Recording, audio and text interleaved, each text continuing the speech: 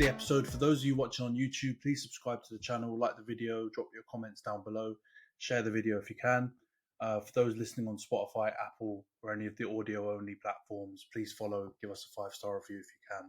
All that stuff helps with the algorithms. But let's get into the Arsenal side of things then. So we won't spend too much time on the confirms. David Raya, we knew that was going to happen. This young Tommy Setford kid looks decent in comps and stuff I've seen of him. He's obviously like a bit of a wonder kid on Football Manager. So I think that's a decent plan, though, to be honest, future-proof in that position in the years to come by. But I don't think he'll touch the pitch at any point soon. So that's one for the future. But let's get into the rumoured ins then, because there aren't too many. It's literally just Ricardo Calafiori, who we've talked about previously a little bit, but it looks like that deal's going to happen now. In the same way, we got our financial we got in our financial bag just now about the Lenny Oro deal. How do you feel about this Calafiori deal? Because he was very much linked with Juventus. It seems like a bit of a similar scenario happened where, there's all these things saying he really wanted to play for Juventus, but they stuck a bit of a lowball deal in, and we've talked about it on previous pods. Bologna said, F you, you've stolen our manager, you're going to pay a lot of money for him, otherwise he's not coming to you, and you've swooped in to do the deal. How do you feel about it? I think, is it 40 plus 5 or is it 45 plus 5? I can't remember. It's one of those ones, but how do you feel about it? Yeah, no, I feel good about it. I think, like I said before, if he comes in and plays left back, then that's exactly what I'm looking for to upgrade our team. Obviously, I've mentioned other positions that we're looking for, like a DM, a centre forward, etc. Those are obviously still key positions and still priorities for me, at least as an Arsenal fan. But the left back position has always been somewhat shaky, right? Like, we've had good people able to fill into it, whether it's Tomiyasu or Kiwior. They both kind of stepped up, especially Kiwior improved a lot from versus like his first appearances for us. But still, we needed really a stable player to play in that position, somebody that we trust to be able to do that well. And I think Calafiori could be that player. So overall, I'm happy with it. Right, if I ignore the transfer fee and whatever else, I'm happy with the idea of buying him. I am a little bit upset with the fee, but I kind of understand why it just ends up going like that, right? I think Bologna obviously are not stupid, right? They've always got Juventus as the backup to give it to them if Arsenal keep lowballing or whatever else. But I think they've used their position wisely, and I think they've used his form at the Euros wisely to try and drive a little bit more. And I think, we've talked about it many times before. I hate this whole thing that goes on after the Euros where people get bigged up to be the best players ever because they perform decently well in an international tournament, right? Enzo Fernandez is a great example of that, but there have been many others before, right? James Rodriguez went crazy after that performance for Colombia. Everyone wanted to buy him, etc., etc. And he turned out to be not as good as we all thought. Same goes currently. I know the jury's still out, but same goes for Enzo right now. And he's looking to be, personality-wise, also not a great signing. So I think that kind of annoys me, and that kind of leads into the fact that we're going to have to pay quite a lot of money for Calafiori. I think he's probably the right age, though. I would say that. Like, I'm at least happy that he's like in the 22, 23 range. I think that's a good sign for us in terms of, what are we trying to do next, right? Like, if I saw us go and buy an 18-year-old, and I'm not like throwing shots at Euro or anything, but I'd think that we're not really serious about trying to go and win the league next year. So we really needed somebody to be in or close to their prime so that we can go and push Man City, Liverpool, whoever else hard this year in the Premier League. So I think overall, I'm happy with the deal. I think obviously it's a decent amount of money and leaves a lot less for us to, I guess, go for a striker or go for a DM. And I'm actually starting to get worried now that on the DM, at least, we're definitely not going to get one. So, it's a good signing, but it does have implications for the other transfers and the other targets that we might have. So the jury will have to be out until we get to the end of this transfer window and I see who else we've been able to buy. If this ends up being the only signing of the window, I'm going to be slightly disappointed, not with the individual quality of the signing, but just with the fact that, we've gone and strengthened the part that was our biggest strength and not strengthened the part that was arguably our biggest weakness in our striker. So, yeah, overall happy with it. You know, it's a decent amount of money. I'm sure you're going to bring it up. You know, it's pretty close to what you're paying for Euro. But yeah, overall happy with it. Yeah, it's just pettiness, to be honest, when we talk about Calafiori and the fee, because I don't think the numbers are astronomical. I don't think any of it is wide of the mark when you consider the talent that you're paying for. I think he looks like a really good player. I agree with your point about like doing it based on the Euros. I hope for Arsenal's sake they've been scouting him for a while, and this has just been like an opportunity that they've seen come up, and it's not a case of reacting purely based off the Euros, because as good as he played 3 games, right? He didn't even play like a whole tournament worth of games. He literally played the group stage. He was banned because of yellow cards in the round of 16, and you didn't see him again. So I hope it's based on that, not based on just the Euros, and it's based on, you know, the most suitability for the position, which I do think it works a lot for the left hand side. I think it makes complete sense logically, right? Mirroring kind of Ben White-ishness on the right hand side. But yeah, financially, I do think you've probably overpaid slightly, looking at what Juve were paying for, or looking to pay for him, and the amount of games he's played. Because I think he's played top level games. It's quite similar to Euro actually, if not maybe slightly less, because I think he was knocking around in the youth teams and stuff for Bologna and Roma and stuff like that before. But I think it'll probably be a signing that ends up. I think the big issue for him is like his fitness. I saw some stuff about his like injury record being pretty bad, and he's had quite a lot of injuries for a young player. So I think that's probably the biggest. I would have the biggest concern around that if I was an Arsenal fan, because the fee is par for the course. He obviously looks like a really good player. Positionally, it makes sense. But if he's out like Thomas Partey like length of time, then I think we'll probably come back on this pod and you'll be raging, because that is a position, that left back position, you really need to settle down now. And probably the only slight weakness in your defence, I think all of the rest of your defence is Premier League winning level. Even Raya's getting to a level where I feel like he's not going to hurt your cause. But that left back position is something that you need to look for. But yeah, pettiness. You guys can go on Twitter and see threads about Calafiori and threads about Euro and threads about how our clubs are being stupid with money. Let's talk about rumoured outs then. And there's a player that has been actually getting a lot of coverage on socials, even though he's a youth player, and he's actually apparently going to be going between us. And it's this kid, Chido Obi Martin, the Arsenal guy who's been apparently a bit of a gunman, scored 10 against Liverpool, I think it is, which for a United fan, come on, mate. You've endeared yourself to us already, scoring 10 against Liverpool. But apparently he's going to go from Arsenal. He's refused a contract at Arsenal, and he's been to Carrington and a bunch of German clubs. He might be going to United. I mean, he's a youth player.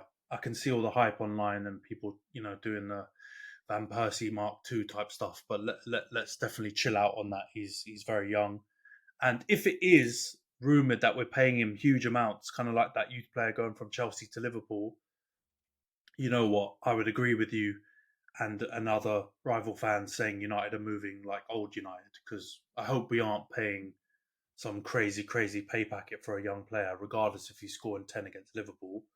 I think you've got to be logical. Playing a youth player that much is ridiculous. But let's get into the legit ones, Shonts, because I'm sure you don't give two monkeys about a youth player going between us. But Nketiah linked with Marseille. Smith-Rowe, who we talked about on last week's pod, still being heavily linked with Palace and Fulham. Apparently the price has now, or the bids have now reached 25 to 30 million, but you guys are still holding out for a bit more. Let's start with the Nketiah one. How do you feel about that? And Marseille, where have they got all this money from? They bought Greenwood from us, Højbjerg from Tottenham, and now they're trying to get Nketiah. How do you feel about that move?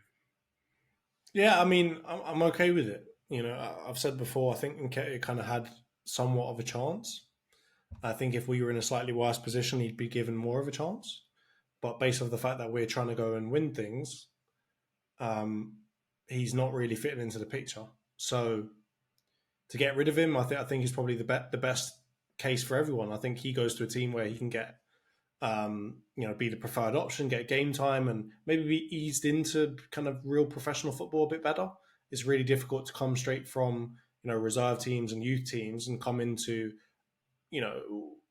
a team that's really trying to fire and has high expectations. So I think going to Marseille would make sense. It gets the media off his back for a while. He gets to just focus on playing football for a good heritage team in France. And as long as the fee is right, and as long as the fee is, let's say, in line with what some other people are willing to pay for young English talent, then I'm okay with it. So I think overall, I think that signals to me also that we must be doing something in the striker market. To get rid of Nketiah and then not to go and buy somebody else would be really weird. And I hope, even based off of the time and how long is left of the window, I hope that we've already got feelers out and we're already talking to different people with the idea that if we sell Nketiah, we'll have extra fees to go and buy someone else. So I haven't seen too many of those links come out, but I'm imagining that's what's happening behind the scenes. So yeah, overall, not happy to see him go, but I think it's the right move for everyone. And it also is a good signal to me, at least, that we're trying to go out and get somebody to fill that kind of centre forward role. So, yeah, overall, I think it's a good move. Yeah, I agree. I do think if he goes abroad, though, that will cut the fee down.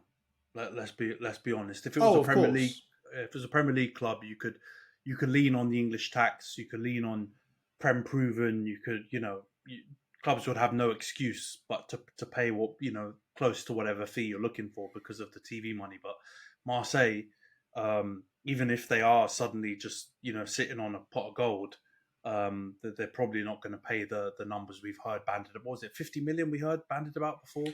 You're definitely not getting that. Yeah, and I think on that note, though, I think with Nketiah there wasn't all that much interest, or at least serious interest from other Premier League teams. So I think the whole 50 million thing was just us speaking into the wind, because no one really cared in the Premier League to go and pay 50 million for him.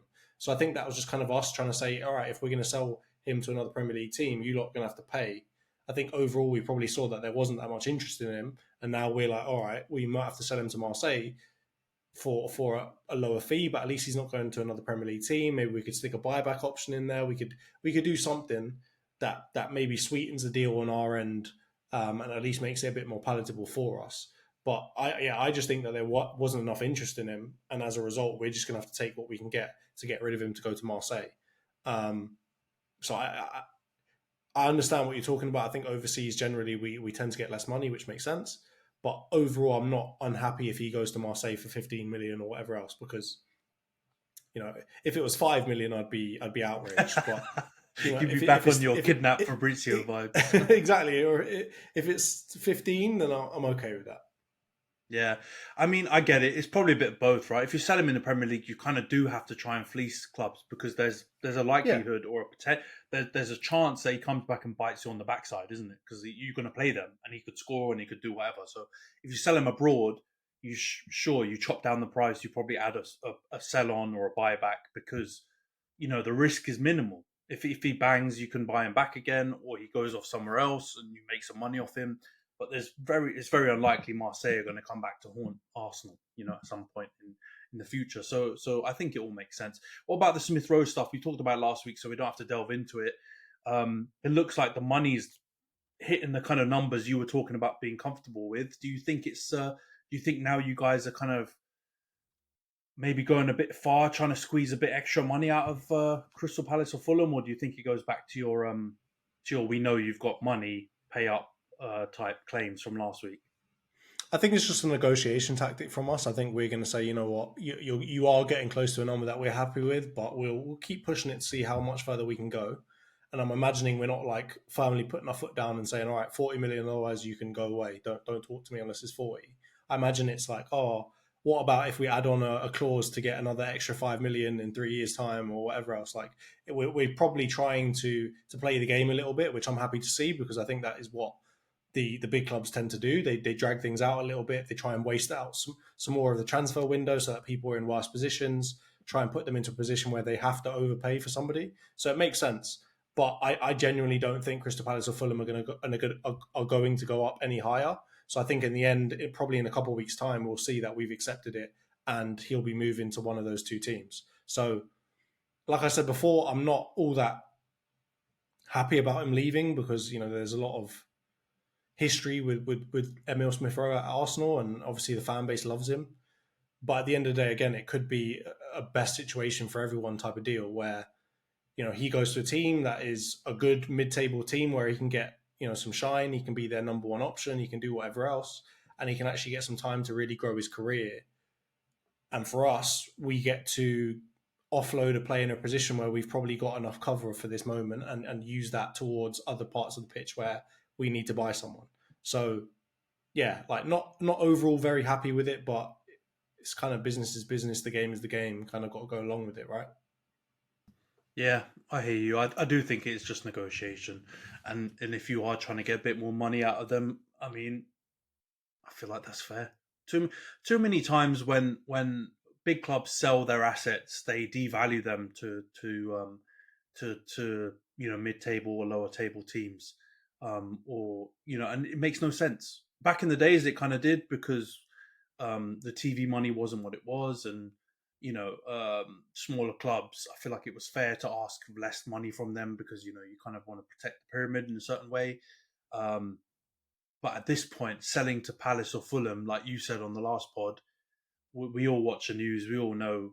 We're all listening to Fabrizio and Ornstein and all those guys, and we know the money that they're raking in from player sales and from television money. So they've got the money to actually pay for Smith-Rowe, and if you get him for 35 million or whatever it is, the extra 5 that you're asking for, it still could be a very good deal for them, and they still could flip that player in the future for potentially close to double that if he bangs. So I think you just get whatever money you feel comfortable with, and like you said, there might be some extra emotional element to Emil Smith-Rowe as well too, because of how he burst onto the scene, and it was him and Saka that were kind of helping you guys when you were in the doo-doo, when you were struggling. So I hear it. Let's see how that goes in the next couple of weeks. I do think you'll probably sell either one of those players or both of them in the next couple of weeks. I think probably in the last 3 weeks or so before the season starts, I think you'll see a lot of these deals get done. So yeah, I think we'll have a lot more confirmed to talk about in the coming weeks. All right, Johns, let's wrap up that transfer segment here.